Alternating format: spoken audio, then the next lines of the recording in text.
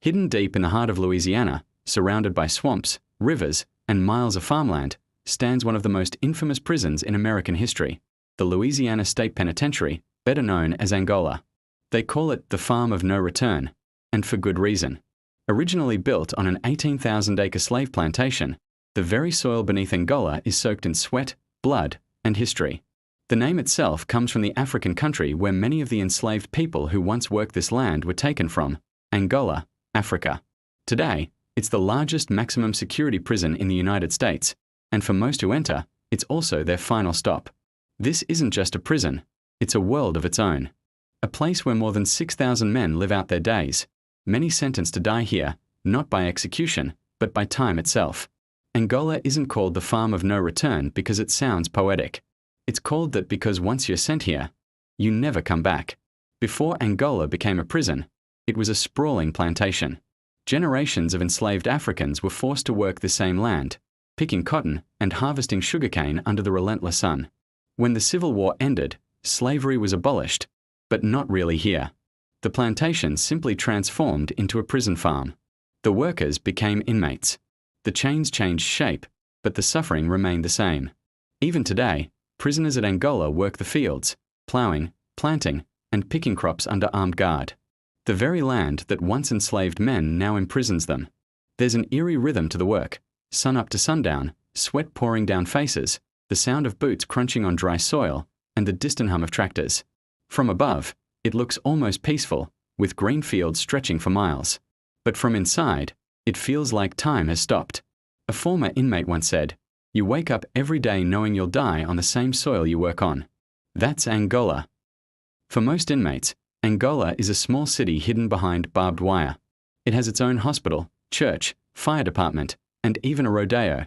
Yes, a rodeo, where prisoners risk their lives riding bulls for cheering crowds.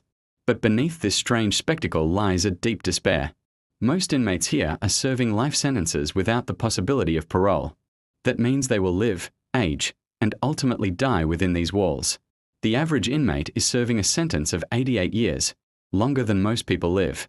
Inside Angola, time isn't measured in hours or days. It's measured in decades and funerals. The prison cemetery, known as Point Lookout, holds thousands of graves. Each is marked with a simple white cross. No names, just numbers.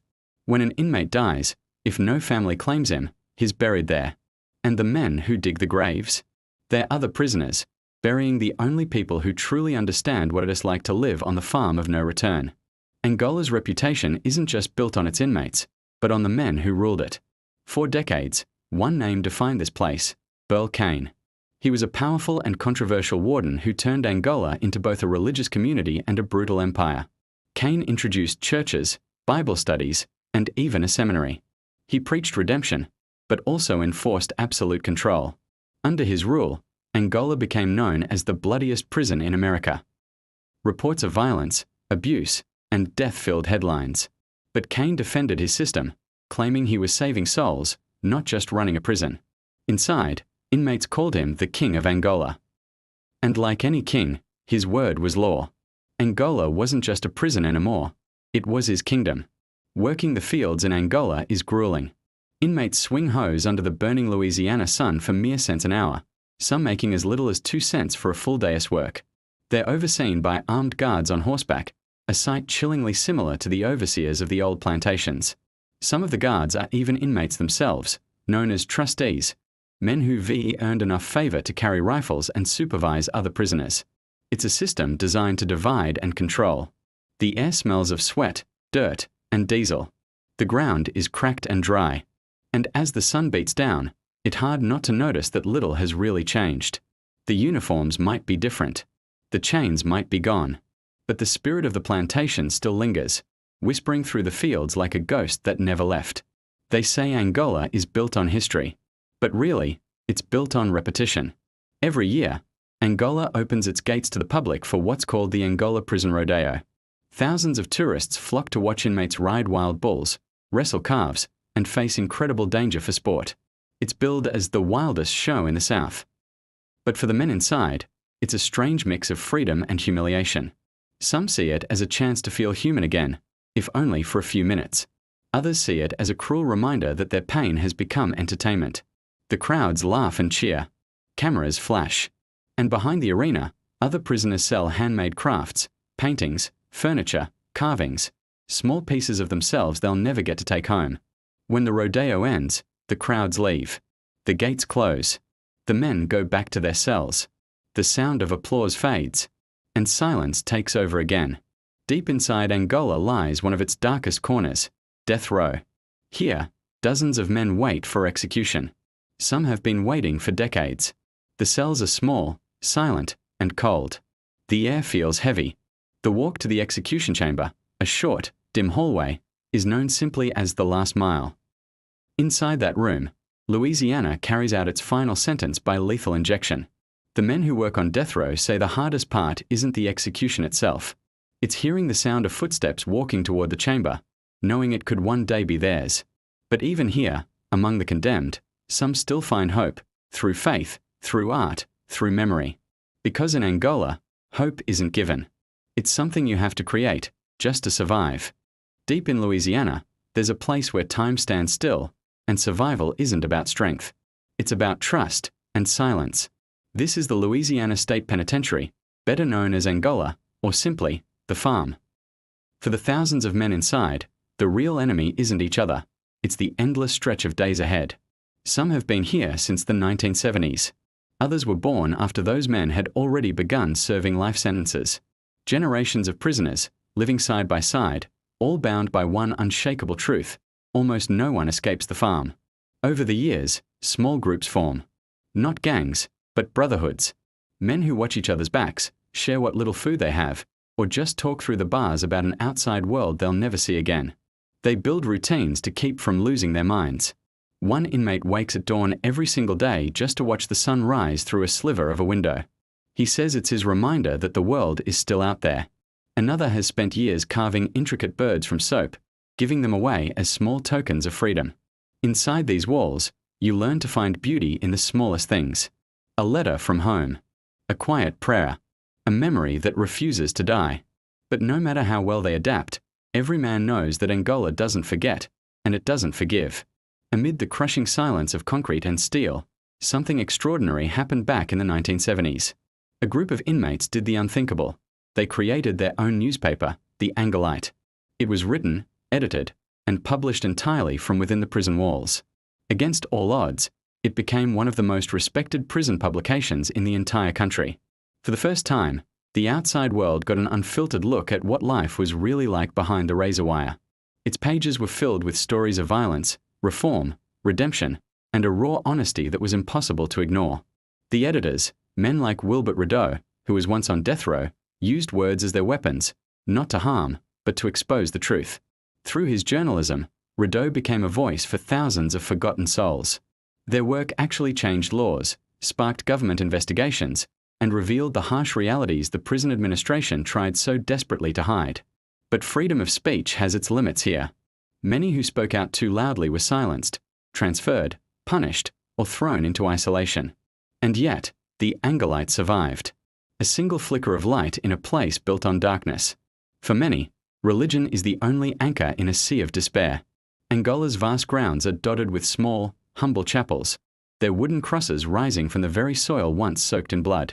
Every Sunday, the sound of hymns echoes across the fields, carried by the wind like ghosts from the past. You see men who once carried weapons now clutching Bibles. Some even become preachers, ministers, and mentors to the younger inmates. It's a surreal sight, lifers in their prison blues, baptizing other men in barrels of water, speaking of redemption and forgiveness in a place that feels defined by condemnation. But for them, faith isn't just a belief. It's an act of rebellion. It's their refusal to let Angola own their souls. It's a declaration that even on the farm of no return, death doesn't have to be the final word. Few have ever dared to run from Angola, and even fewer have survived the attempt. The prison's geography is its greatest security.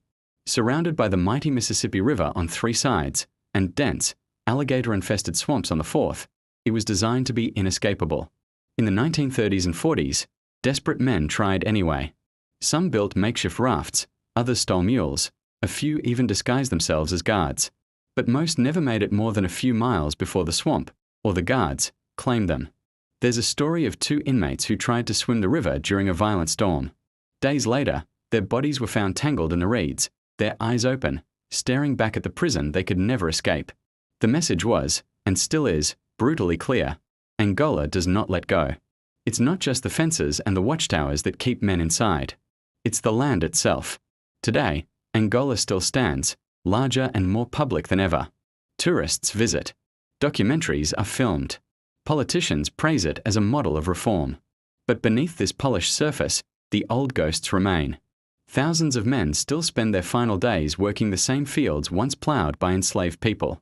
The cycle never truly ended. It just changed uniforms. New programs and talk of rehabilitation have erased what Angola is at its core: a prison farm built on a haunted history. From the outside, it can look peaceful, almost righteous.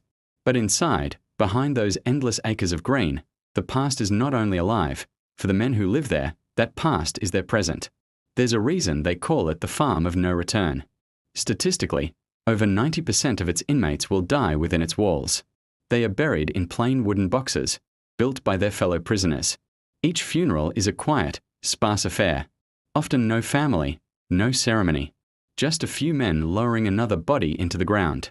The field of white crosses stretches toward the horizon, an army of markers frozen in time. Each one is a stark reminder of what this place truly is. A place where history doesn't just rhyme. It repeats, one life sentence at a time. There's a saying in Angola: you die twice. The first time is when your heart stops beating. The second is when the world forgets your name. Most inmates here are serving life without parole. Natural life, they call it. Their sentence only ends with death. As the years bleed into decades, bodies weaken. Arthritis sets in, memories fade, eyesight dims. Men who once ran and fought now shuffle down the halls with walkers and canes. In the prison hospice, the air is thick with the smell of disinfectant. Here, other inmates volunteer as caregivers, feeding, cleaning, and simply sitting with the dying. One volunteer nurse said it best: you spend your life in here paying for what you did. But at the end, you pay with what's left of you. The guards don't need to lock the hospice doors. No one tries to run. Their time has already run out. As they take their last breaths, their eyes often drift toward the window, toward the fields, toward a freedom that never came. But sometimes, at night, a different sound drifts through the cell blocks. The lonely wail of a harmonica, the gentle strum of a guitar, a voice, humming a blues tune passed down through generations. These songs tell stories of loss, love, guilt, and a grace found in the darkest of places. They are the only way many of these men can speak their truth without being silenced.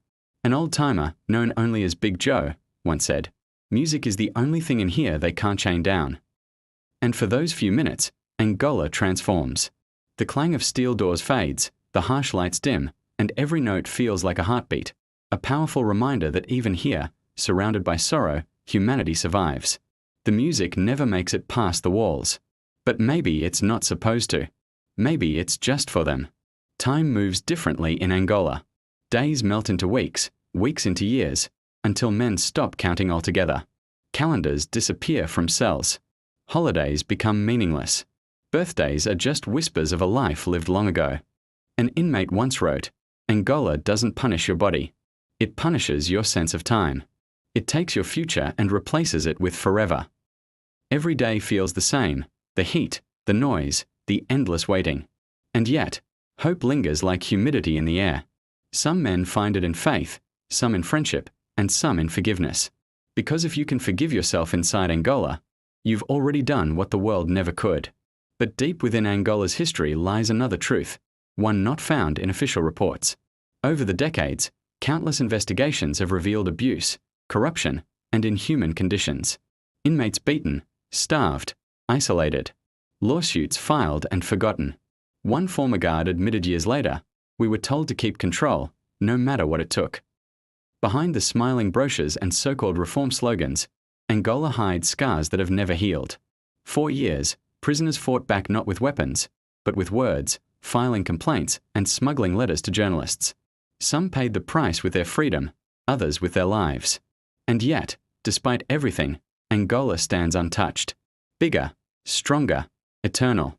Like the land itself, it swallows its own history and dares the world to look away. In recent years, A new wave of younger inmates has arrived, men born long after Angola's darkest days, yet inheriting its legacy. They grow up inside the same system, working the same fields, sleeping in the same dorms. Some see Angola as a curse, others as the only world they've ever known.